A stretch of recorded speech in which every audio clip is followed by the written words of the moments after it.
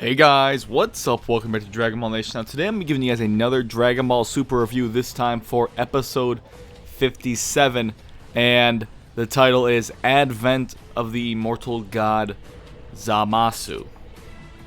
And I would have to say this is my favorite episode of Dragon Ball Super yet, at least in an entertainment standpoint. Thoroughly entertained. The action in this episode really was incredible. There was a bit of downtime, but a lot of this episode in the first half was just non-stop action, and it was good action. The camera work was phenomenal. I loved it. So, what exactly happened in this episode? There's a bit of exposition talking about how Goku Black is, in a way, an underling to Zamasu, of course, which is kind of what we kind of figured from the last episode. And he's talking about how, this world doesn't need mortals and anything like that. Does not need these human beings in this world. So eventually, Goku and Zamasu start fighting each other. So Goku Black is not involved in the fight just yet. And there's a lot of really nice camera work and moves going on here. We get shown that Zamasu uses a blade type of key attack, just like Goku Black does. And then, at a moment, Goku Black joins the fight. And at that point, it turns into Goku Black and Zamasu and Trunks as well. So this is a four-way fight. And I don't know how Trunks is exactly keeping up. Obviously, both of these characters, Zamasu and Goku Black, are completely outmatching Goku and Trunks. But it doesn't make any sense why Trunks would be anywhere. He basically almost looks like he's on par with the Goku we know, which seems kind of crazy. I thought in my predictions, I thought maybe Goku would get the advantage because, a speed advantage in a way because of his instant transmission, which he used in the preview, where Goku Black looked very surprised. And that happens in the episode. And then Goku Black does instant transmission as well and pretty much negates any advantage Goku could have had. So he really has made all of Goku's techniques into his own, so to speak. But as soon as Trunks gets into this fight, this turns into almost, combined with the last episode in this episode, this turns into one of my favorite fights in the entire series. And I know it might sound crazy to some people that they're going to look at it very critically. And I do look at things critically, but to me this is kind of one of the things that this whole entire fight integrated into the last episode as well, of course, with the whole Super Saiyan Rose transformation. It kind of encompasses what a big thing about what makes Dragon Ball Z, not Dragon Ball, but Dragon Ball Z so popular. Power-ups, big crazy power-ups, and intense, well-made action. And the fact that we get a four-way fight here, with Trunks using his sword, which isn't breaking or anything when he's swinging at people.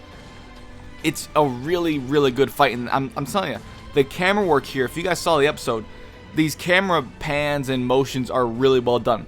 Some of the animation's a little off. It's nothing insulting to me. It could have been a little better in some points, but it's nothing that's insulting, and I'm going to take any, real credit off of. But this fight was phenomenal, but halfway through the episode, we get the little commercial break, and I'm like, this is going to be one of the greatest episodes of Dragon Ball history, and it is, in my opinion. Where would it fall? I have no idea, but after that, we get really no more action, and it's mostly discussions and exposition and real story progression, which does feel a bit odd and at odds with the whole first half of the episode and all the action. I would have liked to see the whole episode take on this action approach, and then leave off with a little bit of explanation as to what maybe is going on or what's going to happen. I think that would have been better, but at the same time, it's still very well done what we get here. And there's a moment where Trunks and Goku are basically like back to back. Goku facing each of their opponents separately, and it's just a nice little standoff. And I really like that scene was in there. It's really cool. It eventually amounts to Zamasu and Goku Black shooting blasts at Goku and Trunks and them dodging it. But at the same time, that leads to again, more great action. In this scene, if you saw the episode, you know what I'm talking about. This is the scene where Goku does use his transmission I mentioned earlier. I'm talking a little out of order, I know. But this whole scene with the camera panning downward at full speed, following these two characters, it was a little almost like some of the camera work that was done in something like the Budokai 3 intro. If you've seen that, it reminded me a little bit when Goku and Frieza fought in the Budokai 3 intro. I got that kind of vibe with the camera work. It was a little weird. There's like close-ups, and then it pans out, pans forward. It's kind of crazy. Just watch it if you haven't seen it. It's very hard to explain. But Trunks tries to stab Zamasu, and it leads to nothing because he has, as he claims, an immortal body. And I think in the next few episodes, we're really going to get to learn what that's all about and how exactly he got that. But Trunks' sword work in this episode it really is so fun to watch. And I'm going to be saying that a lot. I'll be talking about the same stuff a lot, but that was really what really stood out to me and made this episode so entertaining. So the fight kind of closes off, if you saw the episode, obviously, with this whole combined attack from Zamasu and Goku Black as well. Unclear of what the attack really is. But Vegeta deflects the blast with his last bit of power. He goes Super Saiyan Blue off screen, obviously. If you saw the episode, he was off screen, and it pans to him. He's Super Saiyan Blue after unleashing a blast, and then he passes out, which gives Goku and Trunks enough time to be dragged away by Yajirobe, actually. And later on, Vegeta is also picked up by Mai and her whole squad because they sent out like a little smoke screen. And I can't believe I'm forgetting this, guys. It is a little thing, so sometimes this thing slipped my mind. Little thing, but amazing, is that Trunks used the Final Flash on Zamasu. That was amazing to see. I'm guessing he probably picked it up from his father, obviously, or picked it up just by watching him do it. I'm not sure if he was directly taught the attack or not, really. So Mai basically sends out a capsule that has a time machine, puts the three of them, Goku, Vegeta, and Trunks, in the time machine, and sends them away and promises to stay alive while they are gone. So they are going back to the present time again.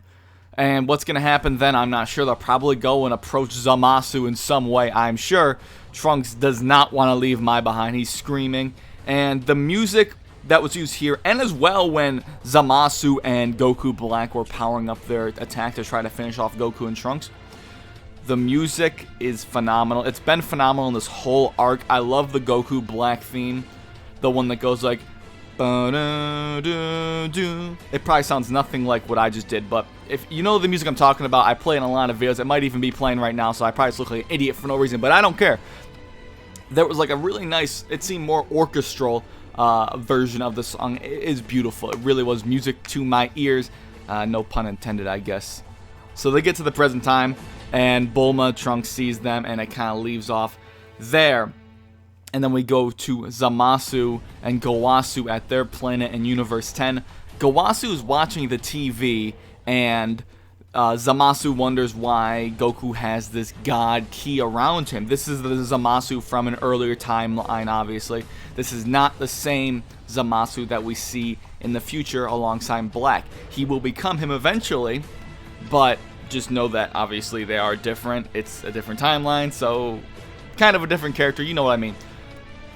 It's funny, though, in the episode they're watching this. I don't know why the hell they're even watching the fight. I guess they're just analyzing Goku versus Hit is what the fight is they're watching. And it's funny, though, I was thinking, it's like one of those old school, like, you know, bubble screen TVs with the antennas and everything. Like, you can get, like, this amazing power of being able to view previous fights in the past, but you can't get, like, a flat screen TV or be one of those freaking weirdos that has like the curved TVs. Like, you gotta stick with the bubble screen. I can appreciate that, but it's still a little bit weird. There is much more purpose to that footage and why it's rolling. It gets to a point where that fight footage rolls into the territory where the Super Dragon Balls appear, and Gowasu explains about the Super Dragon Balls, and this leads to him going to Zuno's palace, which is a character that I was pretty sure wouldn't get forgotten about or would be utilized eventually. So he's going there and asking about these Super Dragon Balls, and I'm pretty sure he's going to use these Super Dragon Balls, obviously, to make a wish of some sort. And most likely, you know, little predictions right here, he'll probably use it to wish for, I bet, immortality. This will be the first canon case of immortality. I've always wondered if normal Dragon Balls could ever really manage to grant that wish, aside from obviously the whole Garlic Jr. thing. But I wonder if they realistically ever could do that. But they're going to be using the Super Dragon Ball, so I bet he's going to wish for immortality. He keeps talking about his immortal body in the episode, so I think that's what's going to happen. Or it's used to the creation of Goku Black. I don't really know. So we'll have to see on that. But that's just about it for the episode. I feel like I can't really do it justice just by talking about it. If you haven't watched it, go watch it. I probably missed a few things, and if I did, I apologize. But I did enjoy the episode, and I think that even though it did slow down at points, I think that most of the time, when it slowed down, it had a purpose. It had meaningful things to say and stuff to progress the story. So this was one of my favorite episodes in the entire Dragon Ball franchise. Is it top 10? Maybe not. But obviously, given so many episodes in the entire spectrum of things, even being in the top 30 is a big deal. So that's my review, guys. If you enjoyed it, let me know down below. Give me your thoughts on the episode. What do you think Zamasu is going to wish for with the Super Dragon Balls, assuming he is obviously going to use them? Do you think... I hope he doesn't kill Zeno. Or Zuno, my mistake. You know, they got such similar names. I struggled to even remember what the guy's name was. Do you think he's going to kill Zuno, the all-knowing being? We'll have to see about that. So give me your thoughts on the episode. Is this one of your favorite in the franchise? Is this your favorite episode of Dragon Ball Super?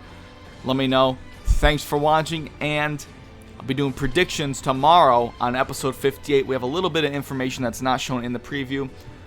So thanks for watching, and I'll catch you later.